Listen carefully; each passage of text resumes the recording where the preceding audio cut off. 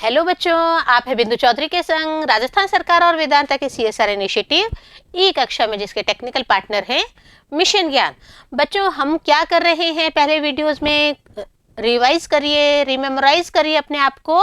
हम कर रहे हैं writing portion, and in the writing portion we are covering compositions, और कंपोजिशंस का भी हमारा पहला वीडियो आर्टिकल्स के ऊपर हो चुका था। हमने स्पीच का फॉर्मेट भी देख लिया था बच्चों।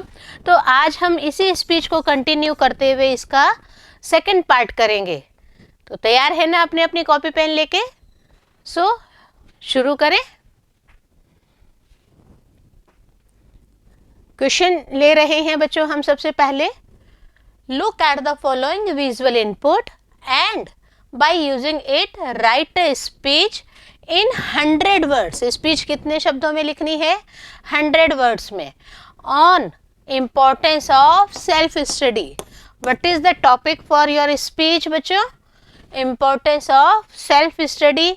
Important question in this present era, present moment, बहुत ही इम्पोर्टेंट क्वेश्चन है। देखिए, सेल्फ स्टडी के क्या मायने होते हैं? क्या ढेर सारी बुक्स ले ली और हम उन बुक्स के आर पार बैठ गए, बुक्स को हमारे आर पार रख लिया और हम बीच में बैठ गए कि हम पढ़ रहे हैं? क्या ये सेल्फ स्टडी होती है बच्चों? हमारे हिसाब से तो ये सेल्फ स्टडी नहीं होती है। सेल्फ स्टडी बोले तो आप देखिए कि बहुत ही ज़रूरी होता है अपना टाइम मैनेजमेंट करके बैठना। टाइम मैनेजमेंट के साथ साथ आपको और क्या करना होगा बच्चों? अपना सिलेबस डिवाइड करके उसको सिस्टमेटिक वे से, अलग अलग डेज के हिसाब से और डेज में भी आवर्स के हिसाब से डिवाइड करके उसे लेना होता है।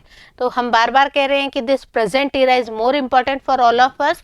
तो इसमें सेल्फ स्टडी का इम्पोर्टेंस बहुत ही ज़्यादा बढ़ जाता है। देखिए, एक सेल्फ स्टडी की इम्पोर्टेंस वही व्यक्ति या वही बच्चा समझ सकता है जो बहुत ही मेंटल पावर के साथ रहता है। और आप सब इसमें रह सकते हैं। क्यों रह सकते हैं? क्योंकि मेंटल पावर हर बच्चे के अंदर होती है, ज़रूरत होती है उसको प्रॉपर यूज़ करने की। तो कैसे यूज़ करेंगे हम? एक स्पीच है जो कि राहुल के द्वारा दी गई है, उसको पढ़ते हैं। राहुल क्या कहना चाहते हैं अपनी स्पीच में? बच्चों, स्पीच जब लिखते हैं तो हमने फॉर्मेट में पढ़ा था कि सबसे पहले हम इम्पोर्टेंस ऑफ सेल्फ स्टडी करेंगे, टॉपिक का टाइटल का नाम लिखेंगे और डिलीवर कौन कर रहे हैं? The speech is delivered by Rahul. The speech is delivered by Rahul. Okay, उसके बाद में सबसे पहले हमें पता है कि हमें जब आप स्टेज पे खड़े होते हैं तो एक स्पीच लिखने के लिए क्या ज़रूरी होता है? Good morning everybody. एंड यहाँ पे जो राहुल हैं वो अपने टॉपिक के बारे में बता रहे हैं। Today I am going to deliver a speech on importance of self study. Importance of self study. यहाँ जब टॉपिक का बता देंगे उसके बाद में इस टॉपिक को आगे वो डेवलप करेंगे। कैसे करेंगे बच्चों? देखिए, self study is the most important thing to do in order to qualify for an examination। Important बात मैं बार बार कह रही हूँ, प्रेजेंट इरा में भी ये बहुत ही ज़्यादा इम्पोर्टेंस रख रहा है ये स्पीच। देखिए, इसमें क्या कह रहे हैं कि self study is the most important thing to do in order to qualify for an examination. यहाँ पे राहुल का ये मानना है कि आप एग्जामिनेशन तभी क्वालिफाई कर पाएंगे जब आप प्रॉपर रूप से सेल्फ स्टडी के लिए अपने आप को प्रिपेयर करेंगे और इतना अच्छे से करेंगे कि आप सिर्फ पास ही नहीं, अच्छे स्कोरिंग मार्क्स भी गेन करेंगे। Won't you like to stand on your own feet.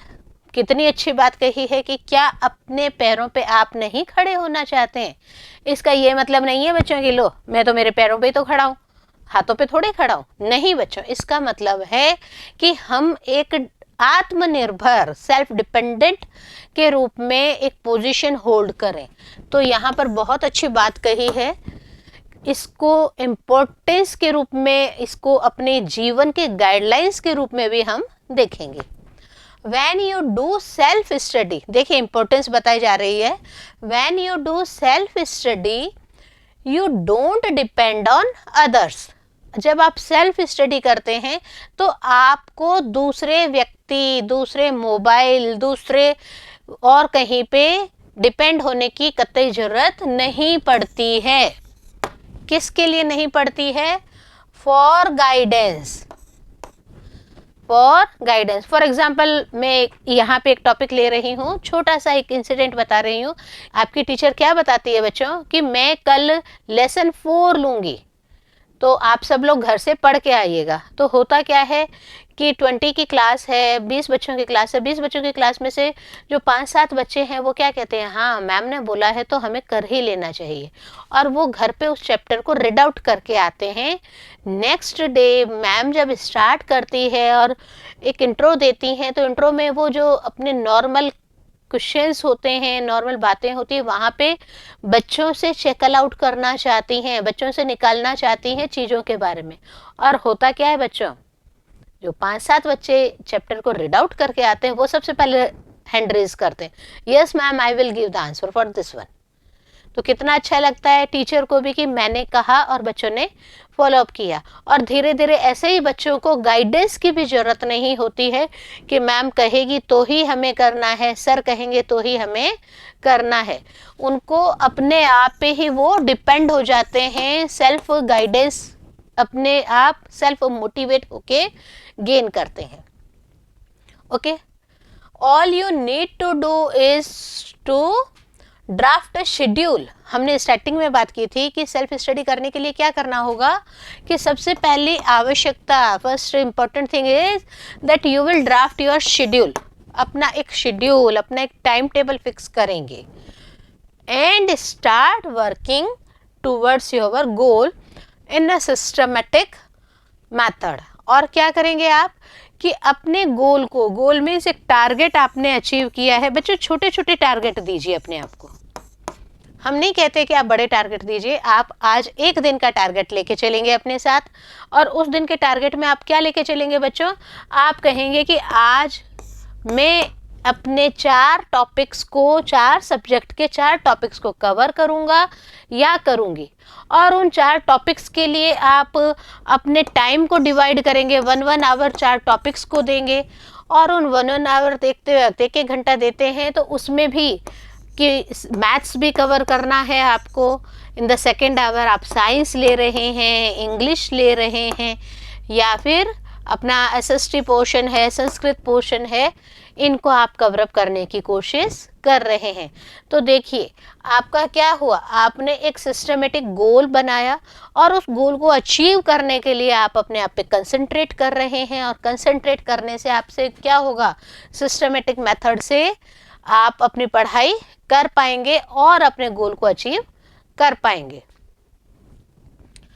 If you go for a coaching और tuition, your time is wasted in going and coming back. देखिए कितनी बड़ी बात है कि एक बच्चा है वो तो सेल्फ स्टडी कर रहा है, और एक दूसरा बच्चा है वो क्या कर रहा है, वो कोचिंग भी जा रहा है और वो कहीं ना कहीं ट्यूशन या कोचिंग अटेंड कर रहा है। तो होता क्या है बच्चों कि जब ऐसा होता है तो कोचिंग जा रहे हैं उससे आधा घंटा पहले आपको तैयार होना है, व्हीकल लेके डिस्टेंस अगर है तो वहाँ पे तक पहुँचना है, then again the same process for coming back.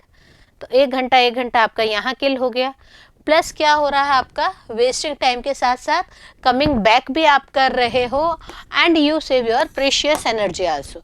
इतना आने और जाने का टाइम, वहाँ पे ठीक है आपने 1 घंटा स्टडी कर ली, बट आने जाने का टाइम आपका वेस्ट हो गया। और क्या आपका वेस्ट हो गया, आपकी जो प्रीशियस एनर्जी है जिसको कि आप यूटिलाइज कर सकते थे, which you can utilize in other important readings. आप अपने इम्पोर्टेंट रीडिंग्स दूसरे टॉपिक्स भी कवर अप कर सकते थे, दूसरे सब्जेक्ट्स भी कवर अप कर सकते थे। तो वह जो टाइम है उसका यूटिलाइज कर सकते हैं, अपनी एनर्जी का यूटिलाइज कर सकते हैं।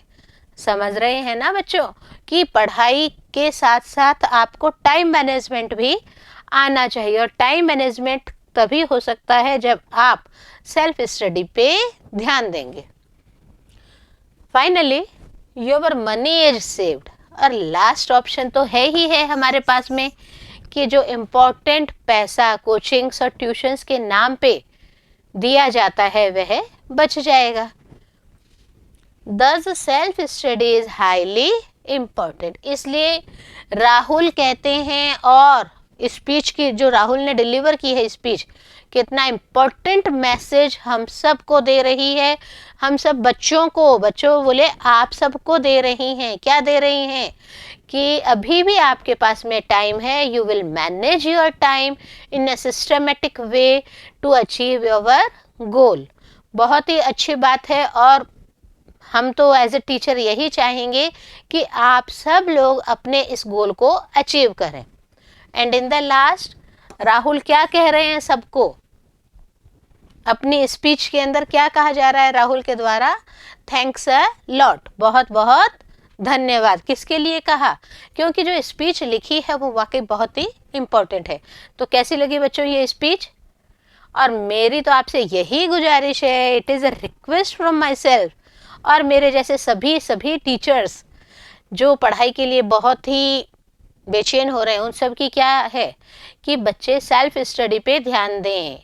और इसके लिए आपको क्या करना पड़ेगा? आपने हमारा वीडियो देखा, उसे राइट डाउन करने के बाद में हमारे मैटर अपने कॉपी में कलेक्ट हो गया है, और क्या, revise it again and again. Hope ये स्पीच आपको समझ में आई होगी, और इस स्पीच का जो मोटो है समझाने का वह भी आप ग्रैस्प करेंगे। तो मिलते हैं हम अगले वीडियो में, लेकिन तब तक आप क्या करेंगे? स्पीचेस को, आर्टिकल्स को कवर अप करते जाएंगे और बार बार इनके प्रैक्टिस करते जाएंगे। हमने अभी विजुअल इनपुट के ऊपर बेस्ड स्पीचेस देखी थी। नेक्स्ट वीडियो में मेरे साथ बने रहिए वर्बल इनपुट्स के साथ। तब तक पढ़ते रहिए और आगे बढ़ते रहिए।